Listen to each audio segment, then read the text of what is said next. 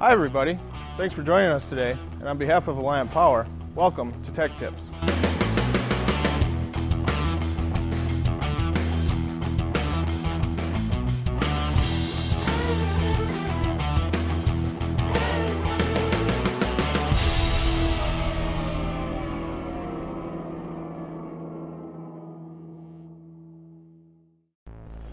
In today's episode, we'll be performing some diagnostic tests on a 2005 Ford F-250 with a 6.0 liter Power Stroke diesel. The truck's in our shop for a no-start complaint, so let's begin our diagnostics. The diagnostic equipment we will be using today consists of a Ford Motorcraft IDS scan tool, a fuel pressure and vacuum gauge assembly, a voltmeter, and a basic set of hand tools for disassembly and assembly purposes. To aid in our testing, we will be following a no-start diagnostic guide developed by Alliant Power. This guide gives us 11 steps to follow, and by the completion of the guide will give us a good idea of any issues the truck may be having. We'll begin our diagnostic work by verifying the no-start complaint.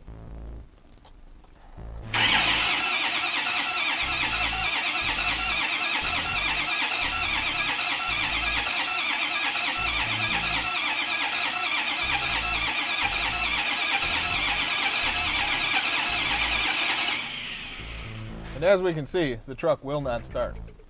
Step 1 of our diagnostic guide asks us to complete a visual inspection of the engine compartment. Here, we'll be checking the condition of cooling hoses, battery cables and connections, wiring harnesses and connections, and inspecting for fluid leaks such as oil, fuel, or coolant. Step 2 has us checking engine oil level, coolant level, and verifying if possible the age or miles of the fluids. In step 3, we'll be inspecting the intake and exhaust systems for any signs of restriction or damage. To inspect the intake system, we'll remove the air filter assembly. After a quick visual inspection, we can see our air filter and intake system look good. We'll also roll underneath the truck and take a look at the exhaust system.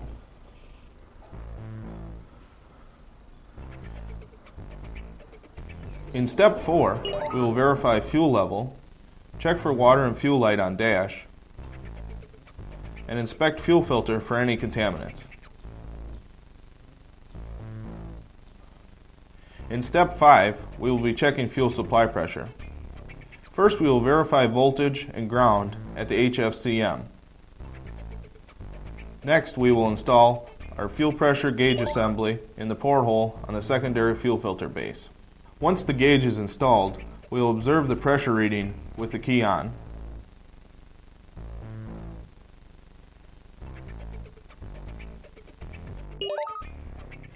For step 6, we'll be installing our IDS scan tool on the truck.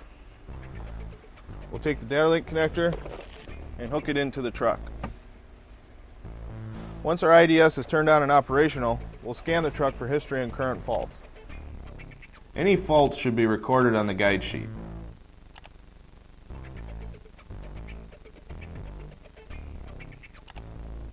Next, we will perform the key on, engine off self-test with our IDS scan tool. Again, any faults logged during this test should be recorded. Also in this step, our guide asks us if we could audibly hear all injector spool valves click.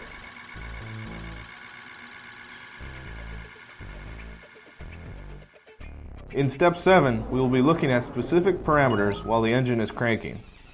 With our IDS scan tool, we will go to our parameters list and select battery voltage, FICM voltage, FICM main voltage, FICM sync, ICP desired, ICP actual, ICP volts, fuel pulse width, RPM, IPR percentage, voltage reference, intake air temperature, barometric pressure, and exhaust back pressure. After these parameters are selected, we will monitor the readings with the engine cranking and record them on the table listed on our diagnostic guide. On step 8, we'll be checking the glow plug system operation. First, we want to inspect the voltage going to a glow plug control module with key on, engine off.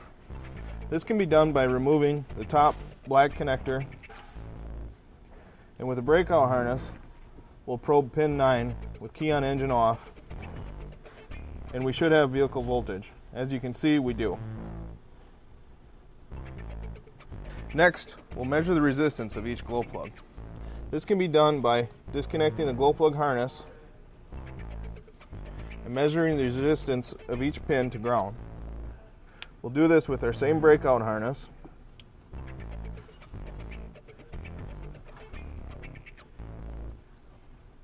And we'll record our results for each glow plug. We'll repeat the same process on the other side. On step 9, we will perform a bubble test. This test will show us if we're getting compression leaking past our injectors and getting into the fuel supply. We'll begin this procedure by removing the secondary fuel filter cap, and we'll remove our fuel filter element.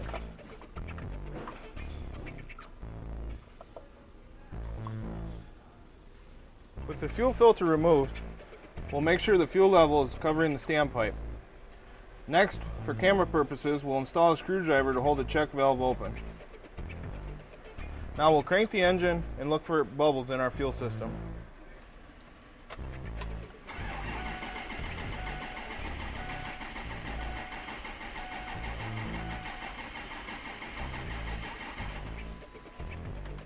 As we can see, there are no bubbles present. On step 10, we will perform a pressure test on the high pressure oil system. We will do this by disassembling the necessary components to gain access to and remove the engine valve covers.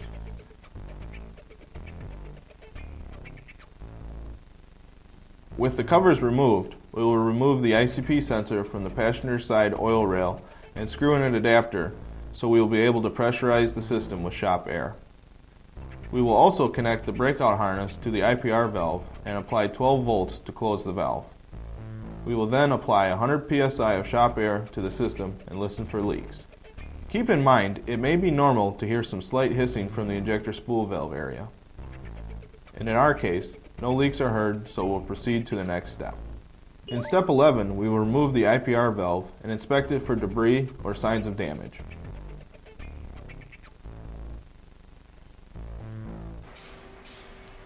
With our IPR valve removed, we can see the inlet screen is full of metal. This metal can only be from a failed high-pressure oil pump. Now that we've determined the cause of our no-start condition, the high-pressure oil pump will need to be replaced, and we'll also take a look at a few other items along the way. We will remove the necessary engine components to gain access to the high-pressure oil pump for replacement. We will also remove the engine oil cooler assembly to inspect the inlet screen in the oil reservoir for any damage. Also, since the oil system has been contaminated with metal from our failed high-pressure oil pump, we will be removing our injectors to have them flushed and tested. Now that we've got our engine disassembled based on what we learned in our diagnostic test, let's take a look at the parts needed to put this thing back together.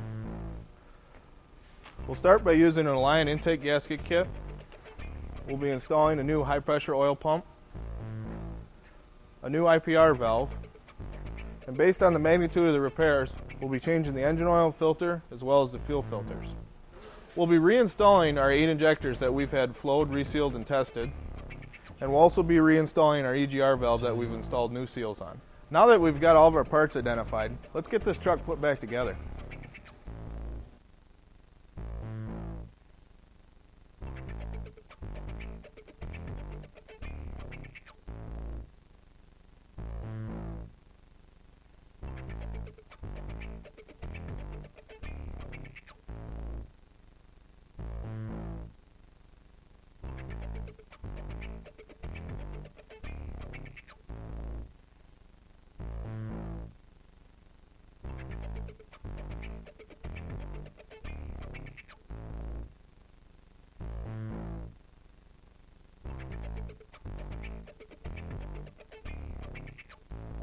With the engine reassembled and ready for startup, we need to go back into our IDS scan tool and clear out any faults that were previously stored.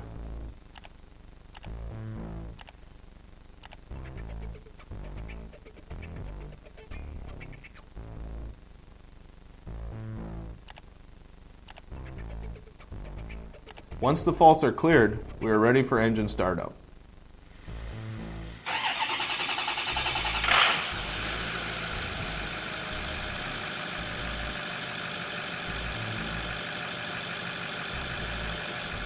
Now that the truck is running, we will take a quick look at our parameters with our IDS scan tool and verify the engine is operating properly.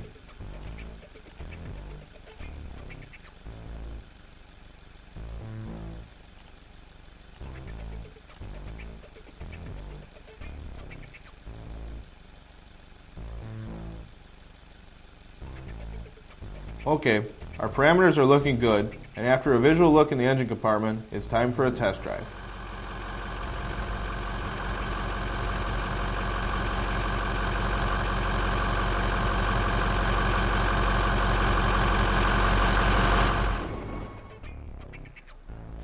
Well, our truck drove well and no faults were set. All of our parameters look good as well. So at this point, we can say our truck is fixed.